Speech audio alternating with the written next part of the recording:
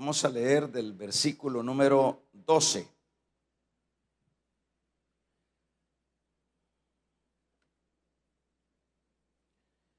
Nos dice el versículo número 12. Nos dice: amados, no os sorprendáis del juego de prueba que ha de sobrevenir o ha sobrevenido, como si alguna cosa extraña aconteciese, sino gozaos por cuanto sois participantes de los padecimientos de Cristo, para que también en la revelación de su gloria os gocéis con gran alegría. Si sois vituperados por el nombre de Cristo, sois bienaventurados, porque el glorioso Espíritu de Dios reposa sobre vosotros. Ciertamente, de parte de ellos, Él es blasfemado, pero por vosotros es glorificado. Así que ninguno de vosotros padezca como homicida, como ladrón o malhechor, o por entremeterse entre lo ajeno. Pero si alguno padece como cristiano, no se avergüence, sino que glorifique a Dios por ello. Porque es tiempo de que el juicio comience por la casa de Dios. Y si primero comienza por nosotros, ¿cuál será el fin de aquellos que no obedecen al evangelio? Y si el justo con dificultad se salva, ¿en dónde aparecerá el impío y el pecador? De modo que los que padecen según la voluntad de Dios encomienden sus almas al fiel Creador y hagan el bien. Vamos, amén. Tomemos nuestros lugares.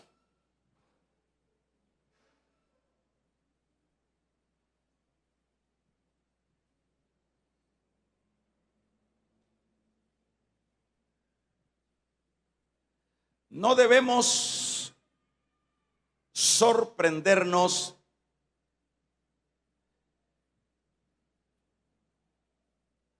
por el sufrir por Cristo.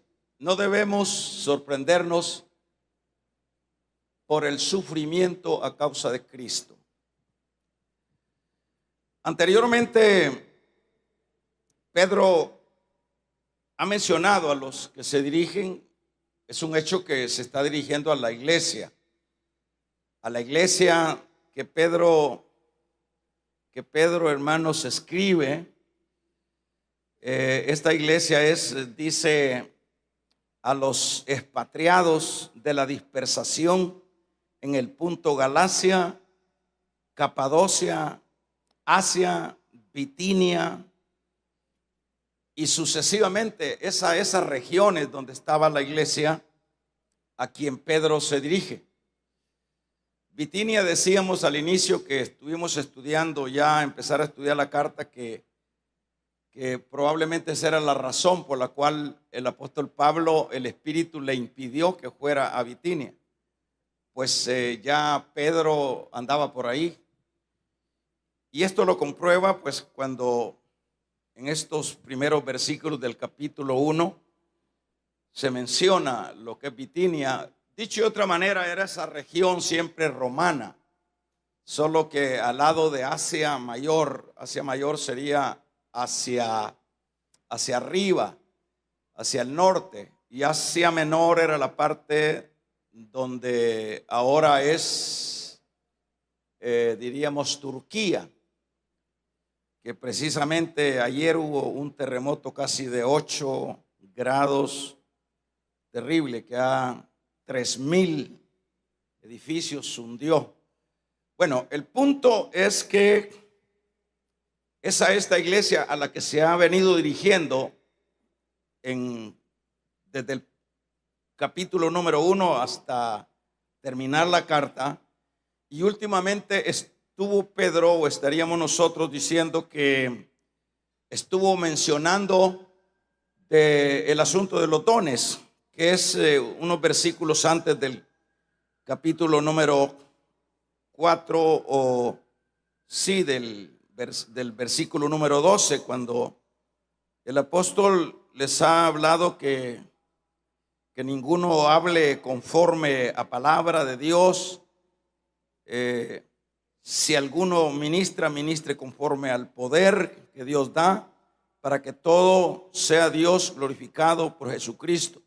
Dice de otra manera, a esta iglesia, Pedro hace alusión que es una iglesia que también está equiparada con los dones del Espíritu, y los dones del Espíritu se vuelven una herramienta poderosa en medio de lo que es la persecución, por el hecho de que el creyente a los creyentes que está dirigiéndose Pedro, y a los creyentes en general, siempre los dones son un acompañamiento que nos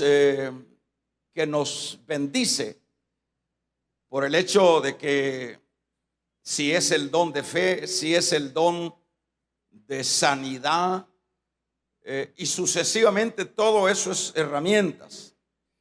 Y eso Pedro lo ha expresado, que ellos no están a la deriva, sino que Dios también les ha otorgado el poder de lo que es los dones.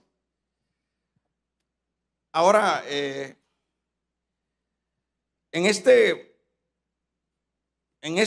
pasaje que estamos leyendo, en estos versículos, vamos a ir viendo que, de acuerdo a lo que se lee ahí en el verso 12, se tiene la idea, o es un hecho, que los creyentes a quien se dirige Pedro, hermanos, están viendo confuso lo que es el sufrir.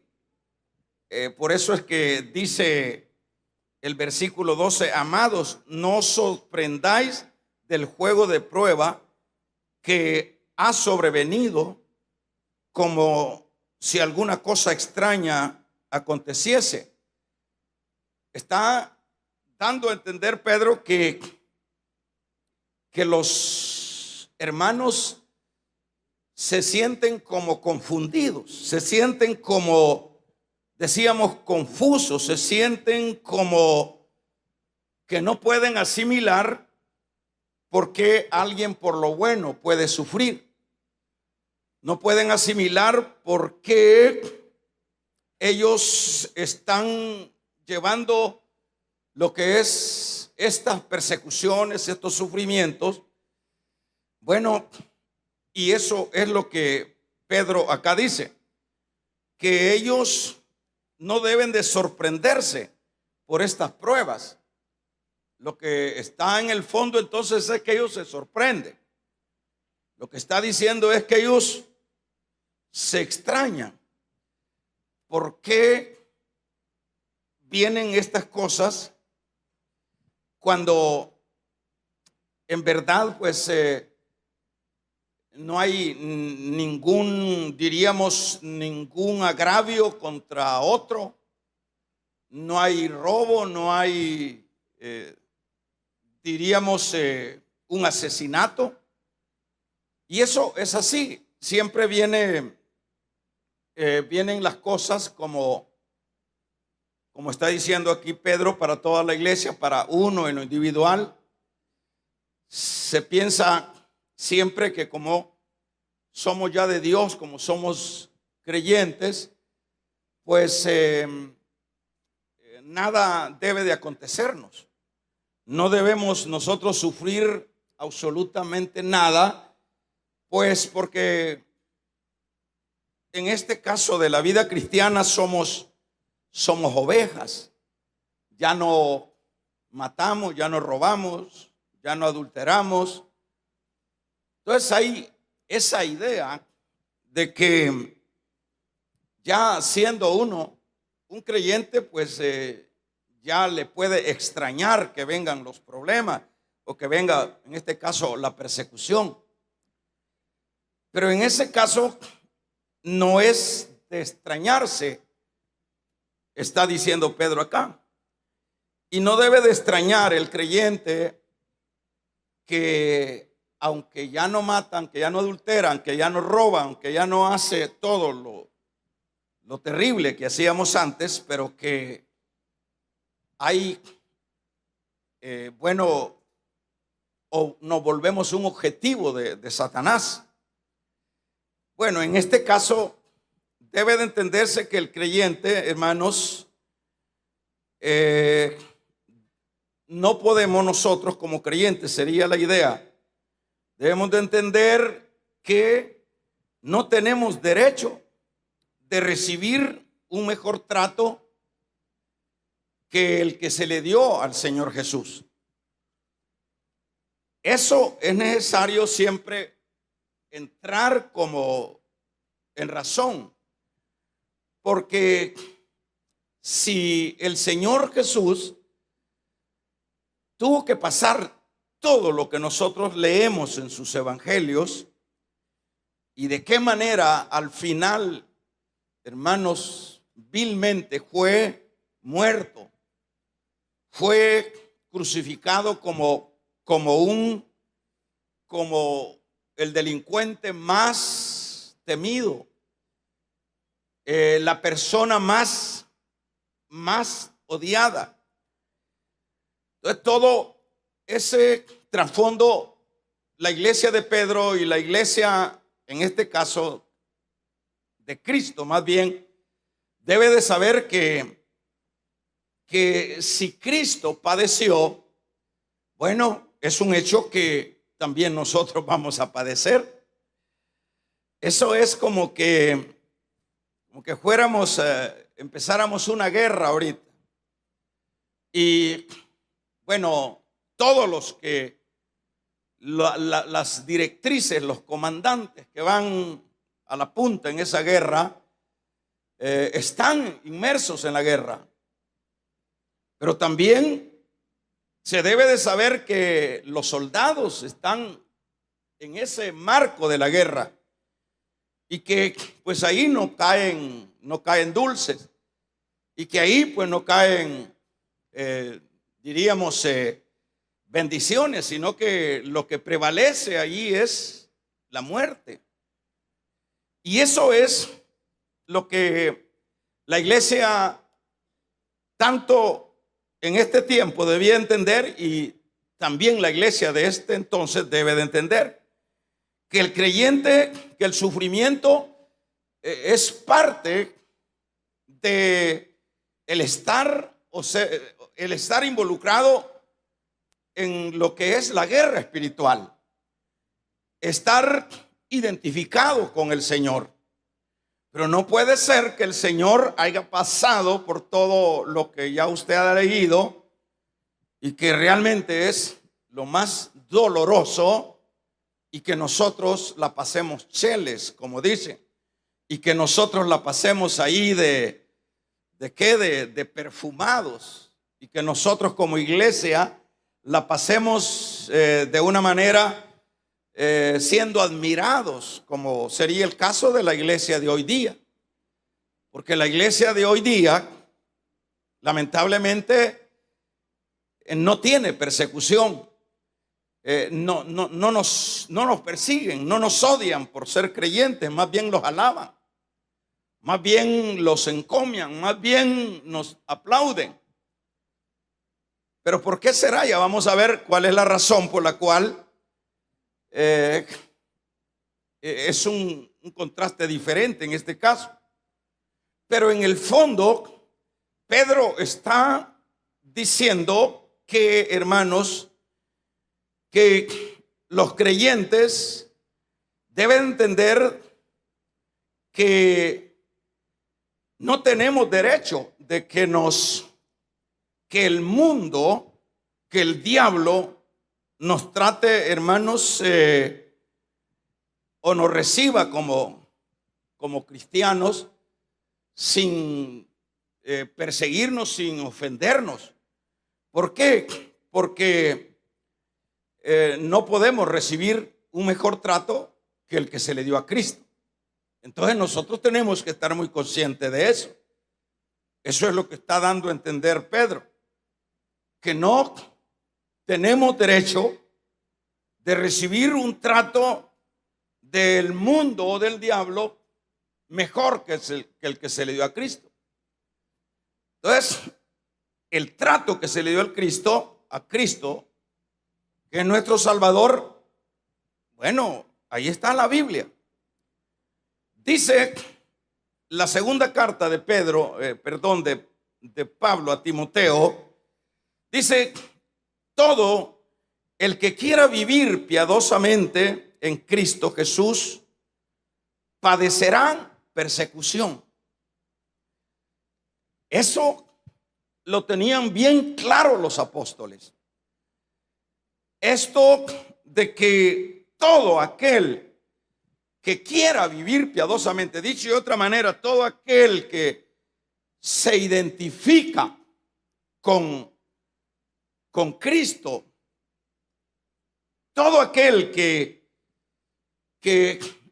expresa y vive una vida para Dios, a eso se refiere que todo el que quiera vivir piadosamente, es decir, todo el que se identifica con Cristo, todos esos, dice, tendrán que padecer persecución.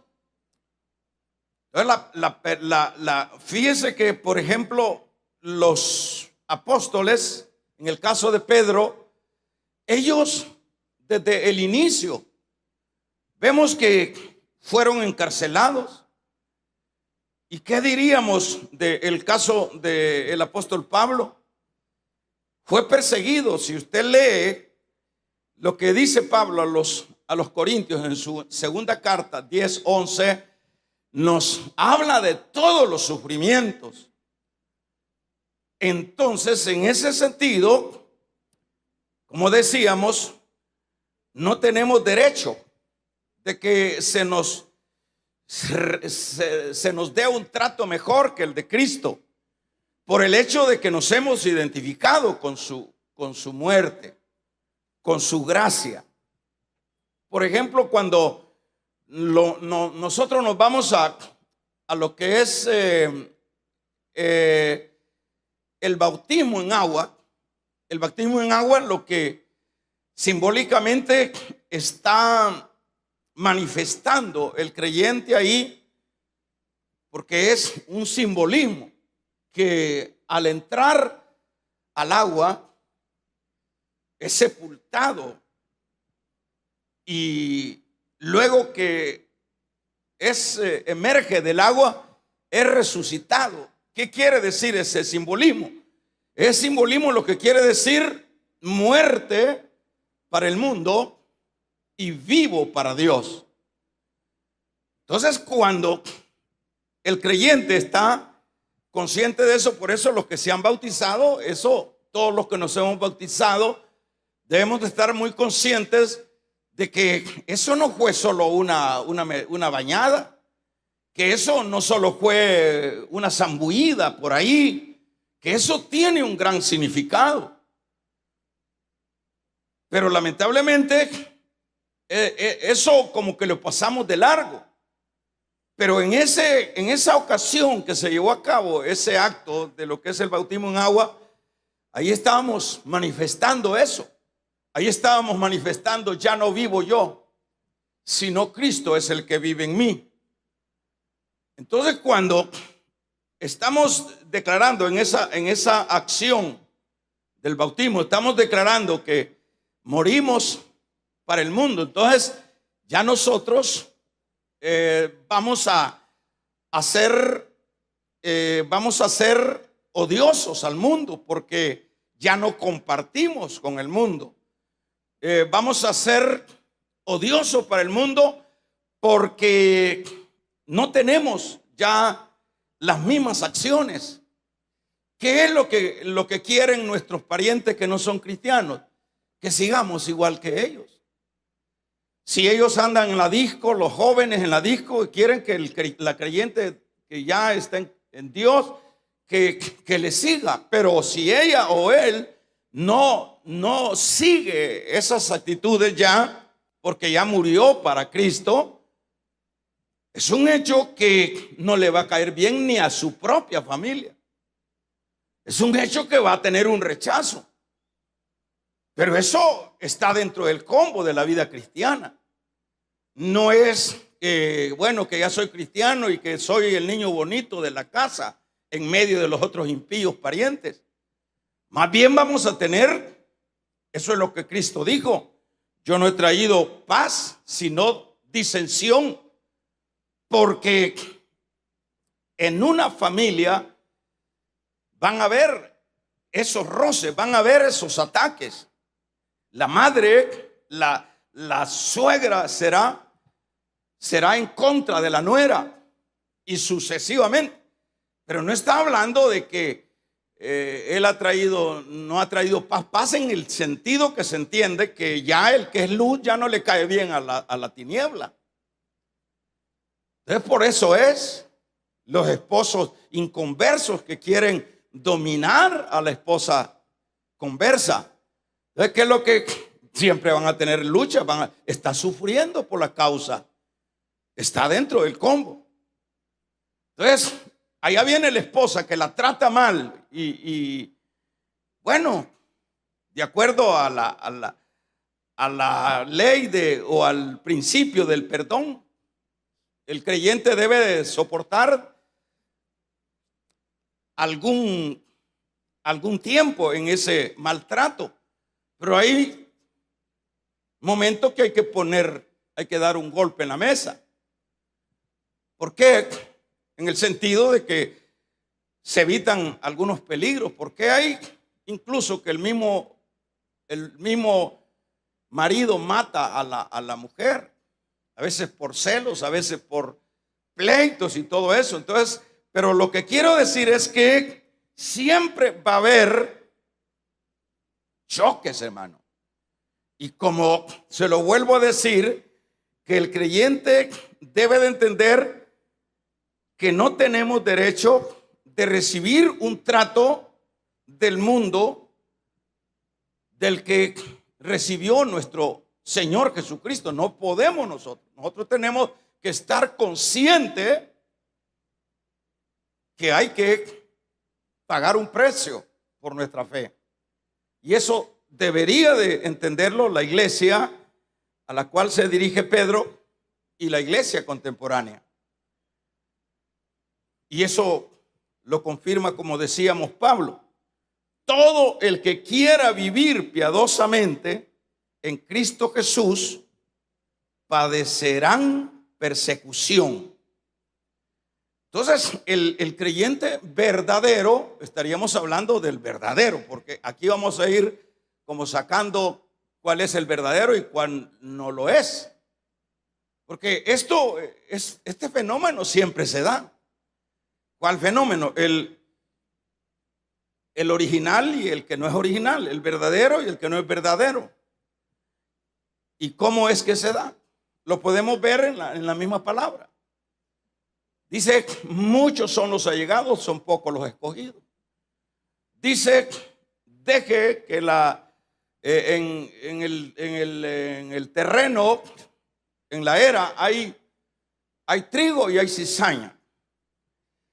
En la Biblia encontramos que dice: en tu nombre hacíamos esto otro.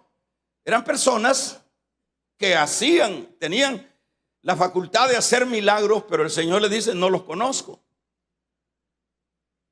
En este caso vamos a ir viendo rápidamente cómo es que también se va identificando el verdadero creyente. El verdadero creyente, fíjese bien que estos, como dice acá el apóstol Pablo a Timoteo, todo el que quiera vivir piadosamente en Cristo Jesús padecerá persecución. Todo, y todo es todo en este caso. Todo el que quiera vivir o identificarse con Cristo va a tener problemas. El mismo Señor dijo que en el mundo tendríamos aflicciones, tendríamos problemas. Dicho de otra manera, no dijo no. Le dijo el Señor: yo los envío en medio de escorpiones, los envío como ovejas en medio de lobos. Lo lindo del evangelio, hermanos, el evangelio original, lo lindo que tiene es que es claro, que no es oscuro, que no encubre el trasfondo de ello. Y eso es lo que vemos en el caso del Señor Jesús. Él nunca les dijo, imagínense si Él les hubiera ocultado que ellos iban a ser ovejas en medio de lobos. Tenga una idea que es una ovejita en medio de los leones o de los lobos. Es terrible, ¿verdad? Es terriblemente doloroso cuando los lobos atacan y se la comen y no hay quien la defienda. Ese es el trasfondo que les planteó el Señor a sus discípulos y, dicho de otra manera, a su iglesia. No eran aplausos, no los van a tener como Miss Universo, no los van a tener como los importantes de la sociedad. No los van a aplaudir, no les van a reventar cohetes, Él no les dijo nada de eso, los van a perseguir. Cuando Él dijo, el que quiera ser mi discípulo, y expresa el asunto de la cruz, dice, tome su cruz y sígame. Es palabras terriblemente claras. Y como lo hemos dicho, que cruz significa sacrificio.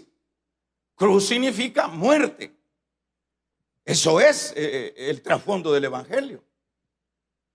Digo, el que quiera seguirme,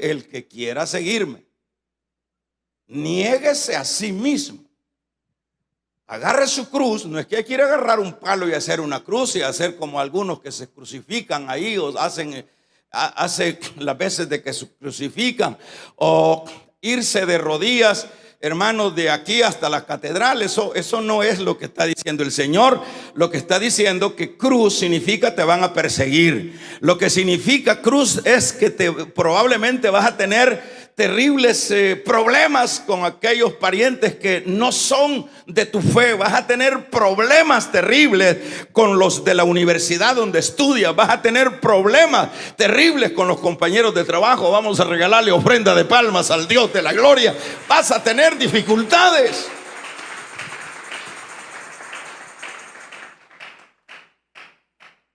Pero ¿qué es lo que pasa? Los hermanos acá de esta iglesia, ellos se asustan, están asustados. Por eso es que dice, amados, no os sorprendáis del fuego de prueba que ha de sobrevenir, como si alguna cosa extraña aconteciera. Dice, no lo extrañen, está dentro del combo. No lo extrañen, porque estaban extrañados sin duda. ¿Y por qué será? Si somos creyentes, si vamos a la iglesia, si diezmamos, si oramos, si vamos a los cultos. Es decir, viene eso. ¿No ha oído cristianos usted que tiene ya un problema? Tenemos un problema, luego, pues, ¿por qué, Señor? Así de sencillo. Casi a todos nos agarra eso. ¿Por qué el marido me está tratando así? ¿Por qué esto? ¿Por qué estas enfermedades? ¿Por qué este problema? ¿Por qué esto? Porque no has leído la palabra. Por eso es que altercamos con Dios, pero el Señor nunca nos cubrió nada. El Señor no escondió nada. En este caso, el creyente verdadero, hermano, siempre será blanco del diablo. Siempre. Fíjense que cuando Pablo llegó a Chipre, que fue el primer viaje misionero, cuando Pablo llega ahí, él fue a evangelizar a un funcionario romano, Sergio Pablo, que dice la Biblia. Pero luego, quien estaba encima de él, queriendo interrumpir lo que él le explicó, por lo menos Elimás, que era ese brujo que estaba ahí, quizás era el brujo hechicero que tenía el romano ahí, porque siempre estos se hacían de personas así oscuras. Probablemente el que le tiraba las cartas era el que le adivinaba. Pero cuando él oyó que Sergio Pablo estaba interesado en el mensaje de Pablo, entonces se afligió el diablo y dijo, hermanos, a interrumpir. Ahí usted puede ver que el diablo va a buscar, a interrumpir el mensaje que llevan los santos, y no solo va a tratar de interrumpir, sino si los puede matar, si los puede destruir, si se los puede acabar, que es lo que buscó por casi 30 años, hermanos, con Pablo. Lo buscó y Dios lo sacaba de la cárcel, y Dios lo rescataba de las tormentas, y Dios lo sacaba de los ríos. Pero el diablo andaba, lo tenía en agenda, porque decíamos que el creyente verdadero siempre será, hermanos, blanco del diablo. Siempre. El verdadero. En esto es importante que vayamos sacando nosotros conclusiones, y que si nosotros somos de esos cristianos verdaderos, aunque no hay una persecución, pero eso no quiere decir que no haya angustia, pero eso no quiere decir que no venga el desánimo porque me está pasando esto, pero eso no quiere decir que viene el reclamo a decirle al Señor, ¿por qué, Señor? Bueno, entonces hoy, esta noche, estamos aprendiendo que cualquier circunstancia, cualquier situación que se pueda dar contra nosotros como la iglesia de Cristo, todo ya está contemplado. Lo contempló el Señor allá en su ministerio, lo expresó, lo aclaró. Y como Pablo dice, hermanos, que todo aquel que quiera vivir piadosamente en Cristo Jesús tiene que padecer persecución. Entonces, por eso es que cuando el que no es verdadero ve al diablo tirarle con ganas, bomba, le hace la camisa. Aquí es donde ya se va definiendo, ¿verdad? Porque ser cristianos, por ejemplo, así como en el caso nuestro, hermano, es fácil, diríamos, a comparación de estas iglesias que por siglos fueron desangradas en toda su historia. Ser así cristianos, así como nos ha tocado hoy, que es exactamente la figura de la iglesia de Laodicea, la última iglesia, la última de las 7 iglesias del Apocalipsis 2:3, que dice, tú te jactas porque eres rica, porque no tienes necesidad de nada. Es exactamente la conducta de la iglesia de hoy día. No era así la conducta de la iglesia. Y es más, en algunas partes, ahorita están siendo perseguidos los creyentes. No aquí, gracias a Dios, ¿verdad? Pero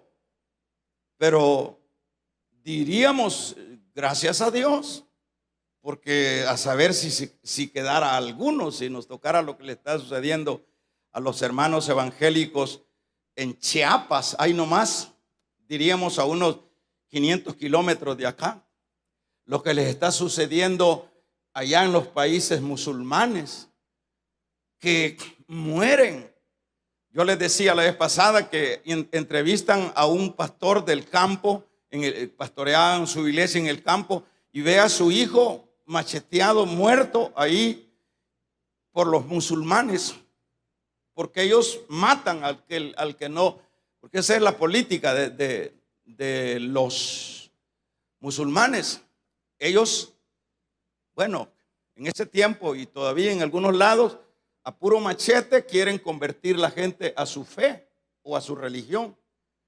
Pero en este caso, ese pastor, yo lo tengo en imagen, lo grabé, y le preguntan, ¿cómo va a ser, hermano pastor? Le dice, ¿cómo va a ser si le han matado a su hijo y tiene otros, él ahí al lado del cadáver de su hijo? Él dice, tengo que seguir, porque esa es la misión, tengo que seguir. Sabiendo que también lo iban a matar a él. Ahorita. Por eso es que agradezcamos a Dios, hermano, por la facilidad que tenemos nosotros en el cristianismo ahora. Porque a ninguno todavía nos han ido a tocar la puerta, así como lo hizo casi por 500 años la mal llamada Santa Inquisición de la Iglesia Católica Romana. No fueron 10 años, 500 años persiguiendo a los santos. 500 años, tengan una idea. Y llegaban las patrullas a las casas y eran quemados. Pero ¿por qué no renunciaban? ¿Quién era el que estaba en medio de esas masacres, de esa persecución? El diablo. El diablo no era nadie más que el diablo usando a sus medios, a sus huestes. Era el diablo. Entonces, el creyente verdadero siempre, manito, así como lo oye, siempre va a tener dificultades. Ahora, Satanás no se va a detener con el que no es verdadero. O diríamos con aquellos creyentes que son nominales. ¿Qué significa un creyente nominal? Aquel que no tiene compromisos, aquel que es creyente cuando le conviene. Con eso no gasta un tiro el diablo. No tiene por qué gastar pólvora. Como dicen, eso es gastar pólvora en sope. ¿Y por qué es ese dicho de gastar pólvora en sope? Porque el sope no se puede ni comer, es un animal inmundo. Entonces, gastar el tiro para matar un sope no tiene sentido. Entonces, así le pasa a Satanás. Satanás va a dirigir sus baterías contra ese joven cristiano, contra esa jovencita cristiana, con ese adulto cristiano, con esa mujer creyente. A eso les va a perseguir, les va a poner zancadillas, si no los puede matar, porque para matar a un creyente tiene que pedir permiso el diablo. Vamos a regalarle ofrenda de palmas al Dios de la gloria. Tiene que pedir permiso. Damos un amén, iglesia. Ese es el que atacará a Satanás. Pero a cristianos así nominales que ya porque no salieron en la lista, ya no los pusieron a servir, ya se fueron de la iglesia. O sea que ese tipo de cristiano le ha de ser el relajamiento del diablo. Tráiganme a los cristianos aquellos. Dice, quiero descansarme con una buena película con ellos. Y los ve orando y los ve haciendo. Miren. No, con eso no gasten pólvora. Les dice, no, con eso no. Apunten a aquellos que ya tienen sus años y que no hemos. Yo les he dicho a manera de un ejemplo. Se lo voy a volver a decir, tengo tiempo. En un minuto se lo voy a decir. Satanás, yo siempre lo he dicho, esto es algo que lo vamos a patentizar como de esta iglesia. El que cuando viene el creyente, el verdadero creyente, se suma a la vida de Dios, inmediatamente lo ponen en una agenda. Y lo ponen en la agenda el diablo y le dice a sus demonios, se lo entrega, démele vuelta. Y hay unos que son viajes de agua. O sea que allá a las 2 semanas ya andan otra vez con la botella. Después que lloraron ante el altar y todo. Y luego de unos meses andan con la mujer ajena. Y luego el trabajo les salió y dejaron por el trabajo lo que decían que amaban. Viajes de agua.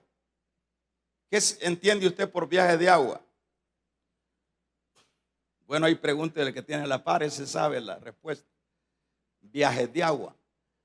Entonces, en este caso, hermanos, en este caso lo pone en la agenda y viene el demonio y dice, este fue viaje de agua, pero hay unos que no son viajes de agua. ¿Y cuáles son esos? Los viajes de agua, los que no son, es decir, le buscan un lado, lo buscan a desanimar, lo buscan, lo arrinconan, le quita el marido, el diablo a la hermana, le quita el hombre, le quita la mujer al hermano, le quitan el trabajo y como dice aquel canto, sigo con Jesús. Entonces no los detiene nadie. Ellos han leído el libro de Job, que desnudo salí, desnudo me volveré a levantar. Es decir, no están arraigados a las cosas de esta vida. Y dice Satanás, eso no lo busque, no lo busque en la Biblia. Búsquenlo en la Biblia, San Luis Salas Baquis. Porque eso es lo que yo estoy diciendo, eso es una cosa mía. Y tiene lógica. Entonces viene Satanás y le dice el demonio, no se puede con este. Entonces le pone otro con mayor rango. Y así, y así, hasta que llegan hay jerarquías en los demonios. Le dice, sígame a este. Y yo he puesto con mucho dolor, pero pues es una realidad, ejemplos como la caída del gran evangelista Jimmy Swaggart. ¿Cree usted que no fue un demonio de alto rango que se le pegó hasta darle vuelta? El hermano se reconcilió porque es de Dios, el que es de Dios se reconcilia. Tiene su iglesia todavía, es un anciano. Pero esa gran botada conmovió al mundo porque era un hombre, se dicen que era la figura de un segundo Pablo en el tiempo moderno. Le dieron vuelta y imagínese usted, o nosotros que apenas sabemos las letras vocales de la Biblia. O sea que es tremendo. O sea que la vida cristiana, hermanitos, no, yo insisto, no es venir a sentarte ahí, andar una Biblia. Es otra cosa, es una guerra. No tenemos guerra con carne ni sangre, sino contra potestades, contra gobernadores, contra huestes del diablo. Así lo dice la palabra. En este caso, el creyente en el versículo número 13, estaríamos viendo el creyente, en este caso, vamos a ver, vemos que el creyente que sufre por su fe debe de verlo como un privilegio de compartir sus sufrimientos con su Salvador. Entonces Pedro está diciendo en este versículo número 13, eso es lo que dice acá, ¿verdad? Decíamos del 4:13. Dice, sino gozaos por cuanto sois participantes del padecimiento de Cristo, para que también en la revelación de su gloria os gocéis con gran alegría. ¿Qué sucede ahí?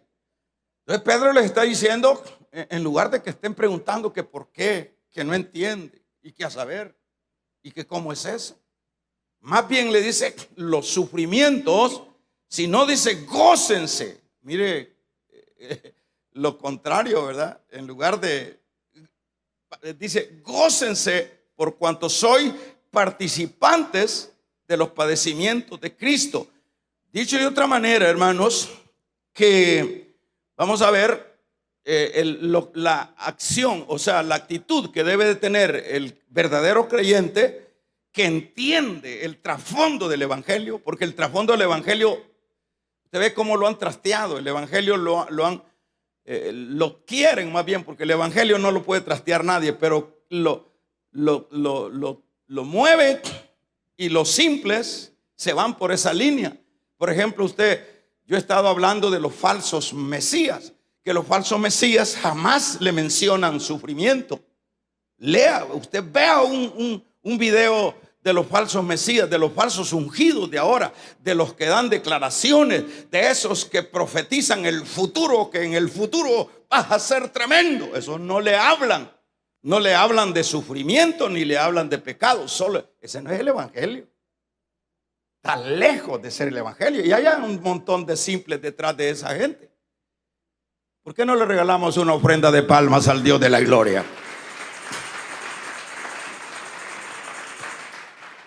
Más bien, el verdadero creyente sufre por su fe y debe verlo como un privilegio de compartir los sufrimientos de Cristo.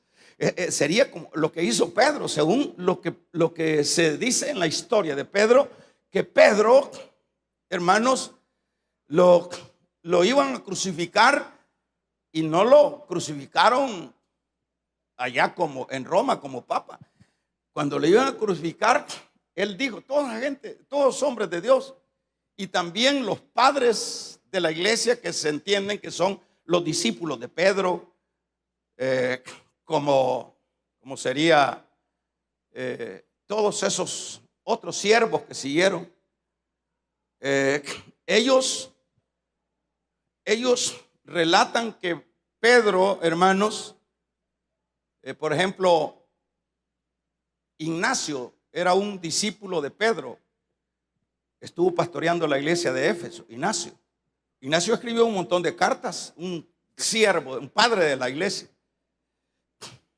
Y todos esos hombres de Dios morían, por lo menos Ignacio lo metieron a los leones, se lo comieron en Roma los leones, pero morían cantando, pero morían gozosos.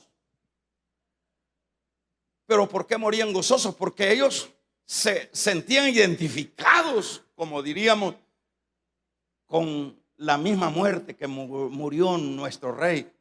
Es decir, si yo soy un gusano, dirían estos grandes hombres, como un Pedro, ¿cómo puedo yo morir?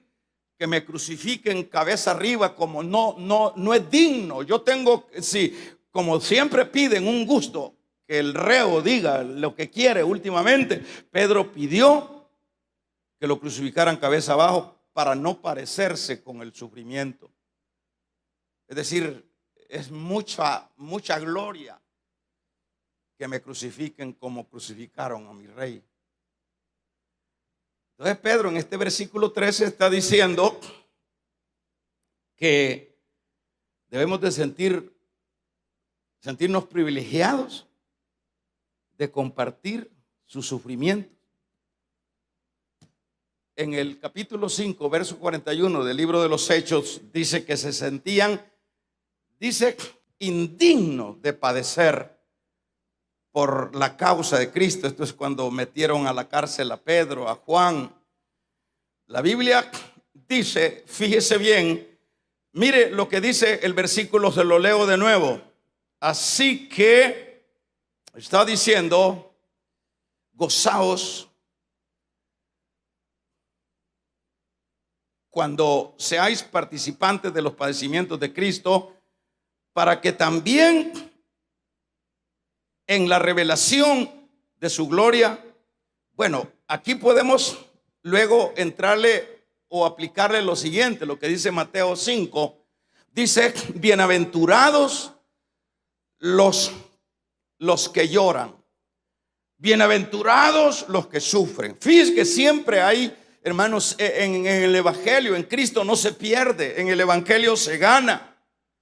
¿Por qué dice Mateo cuando habla de bienaventuranzas? Es como contrario, decir, bien, ¿cómo puede ser bienaventurado el que llora? ¿Cómo puede ser bienaventurado, dichoso el que sufre? Porque esos verán a Dios.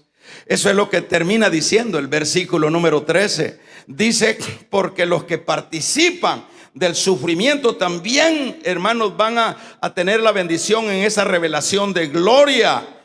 Y en esa parte os gozaremos con alegría. Ahorita les está diciendo Pedro, ahorita es el tiempo de llorar, ahorita es el tiempo de sufrir para identificarnos con nuestro amado. Pero vendrá el momento que los que lloran van a reír, que los que sufren van a ser gozosos. Vamos a regalarle ofrenda de palmas al Dios de la gloria. Aleluya.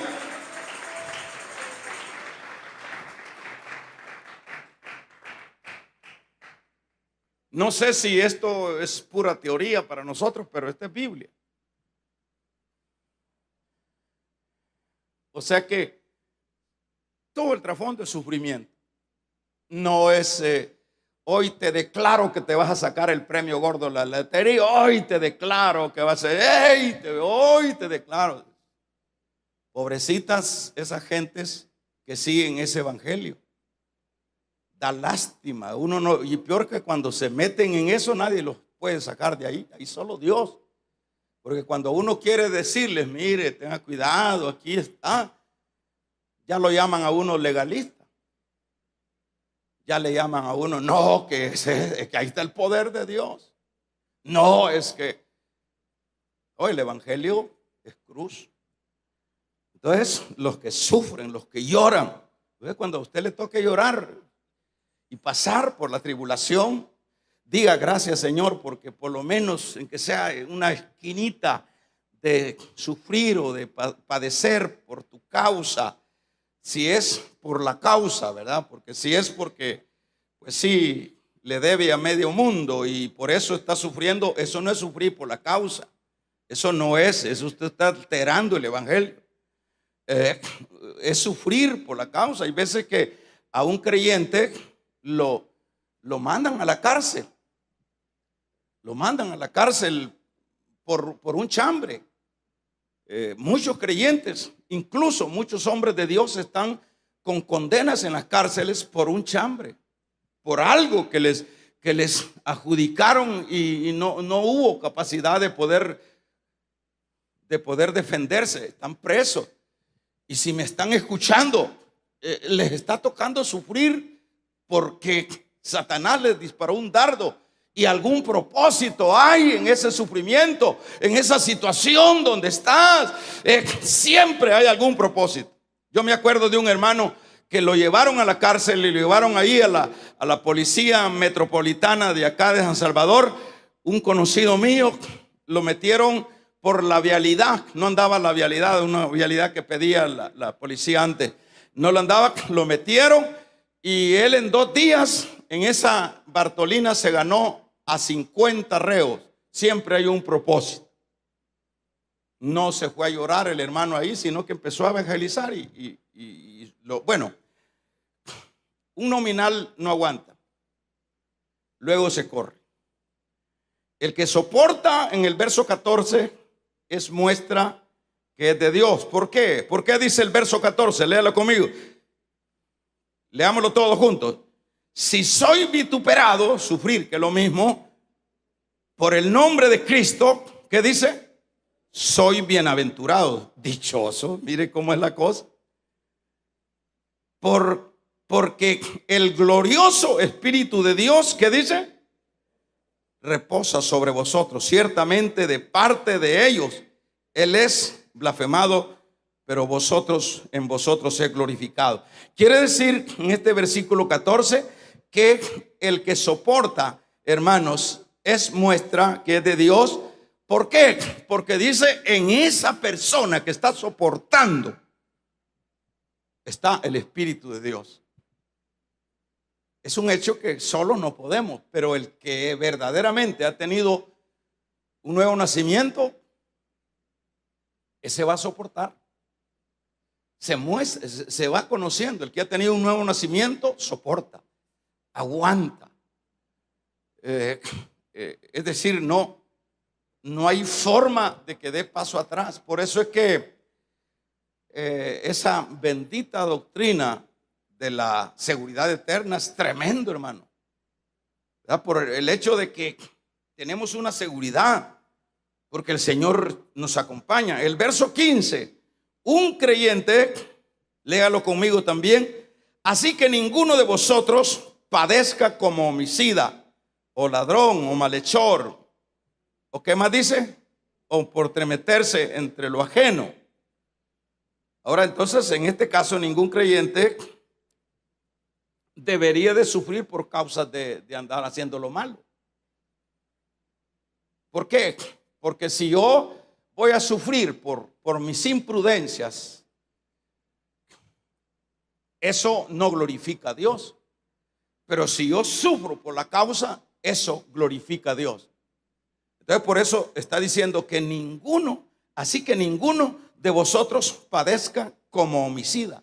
Es decir, ninguno de nosotros, ninguno de la iglesia tiene que padecer por sus actitudes perversas, porque siempre seguimos siendo personas imperfectas, pero tenemos que luchar, tenemos que tener dominio propio, tenemos que pedirle a Dios capacidad, fortaleza para mantenernos, hermanos, en medio de cualquier circunstancia. Y en este caso está diciendo que eso no sirve, pues ese tipo de sufrimiento no alaba a Dios, porque le dicen, mire, ¿y por qué lo llevaron preso? Porque, pues sí, engañó a uno ahí, le vendió un producto malo, le vendió un carro viejo por nuevo y lo metieron preso por estafa. No ha de ser fácil estar en la cárcel. Y no estamos hablando de un impío, estamos hablando de un cristiano. Ay Señor, estoy sufriendo, pero eso no glorifica a Dios. Lo que glorifica a Dios es exactamente, ¿se entiende, verdad? Lo que glorifica a Dios es que todo problema, toda angustia, todo sufrimiento sea por su causa. Me embargaron, me quitaron el trabajo porque soy creyente, eso es sufrir por la causa. Me agarró del pelo el marido porque soy cristiana, eso es sufrir por la causa. No vaya a tirar la toalla, ore por él para que se convierta, no lo vaya a matar. ¿Por qué? Porque se va a ir a la cárcel y va a sufrir innecesariamente y no va a glorificar a Dios. Amén, amén. Ahora, el verso número 16. No, léalo conmigo, con esto vamos finalizando. Pero si alguno padece como cristiano, no se avergüence, no hay que andarse avergonzando, sino glorifique a Dios por ello. ¿Por qué se tiene que avergonzar? Es un privilegio. ¿Por qué es un privilegio? Porque si hicieron esto con mi Cristo, ¿cómo no lo van a hacer conmigo? Entonces debe de ser como gloriarnos en el sufrimiento por su fe. Ahora, porque es necesario que el juicio comience por la casa de Dios. Y si primero comienza por nosotros, ¿cuál será? Dice acá, ¿cuál será? Por nosotros, ¿cuál será? Dice el fin de aquellos que no obedecen. Bueno, en este caso, no debe de haber, como dice acá, vergüenza. Pedro también, por el sufrimiento, Pedro también estaría diciendo, contrasta lo que es el sufrimiento de un creyente, que ese sufrimiento pues no se puede omitir, tiene que pasar por la causa de Cristo. Pero, ¿qué será del impío? Si el justo con dificultad se salva, no es que está diciendo que por las obras, sino que el justo está diciendo tiene que pasar por todas estas angustias. A eso se refiere a la dificultad. De modo que los que padecen, dice, si el justo con dificultad se salva, ¿a dónde aparecerán los impíos o los pecadores? Si a nosotros nos llueve, los creyentes, ¿qué será de esos blasfemos, de esos malvados que constantemente blasfeman el nombre del Señor? ¿Qué será si ni los santos se pueden librar del sufrimiento? ¿Qué será de estos? Entonces Pedro hace este contraste de lo que sucederá con los impíos y con los santos, que no nos podemos evitar el sufrimiento. De modo que los que padecen según la voluntad de Dios encomienden sus almas al fiel Creador y hagan el bien. Así que, señores, les está diciendo Pedro, si están padeciendo por la causa que deben de padecer, está diciendo, encomienden sus almas a Dios, al fiel Creador, y hagan el bien. No dejen de seguir haciendo el bien. O sea que ese es el trasfondo de la iglesia. Por eso decíamos, a manera de tema, que no nos sorprendan las tribulaciones, que no nos sorprenda el sufrimiento por la causa de Cristo. No debemos de sorprendernos. Si es por la causa de Él, debemos de estar en paz. No debemos de estar preguntando por qué. Debemos de estar más bien agradecidos porque tenemos el privilegio. No es fácil esto, man. No es fácil, pero eso es el trasfondo del evangelio. Que Dios nos ayude a todos, porque siempre, ya cuando tenemos una gripe, ya estamos ya renegando. Todos. Y no hay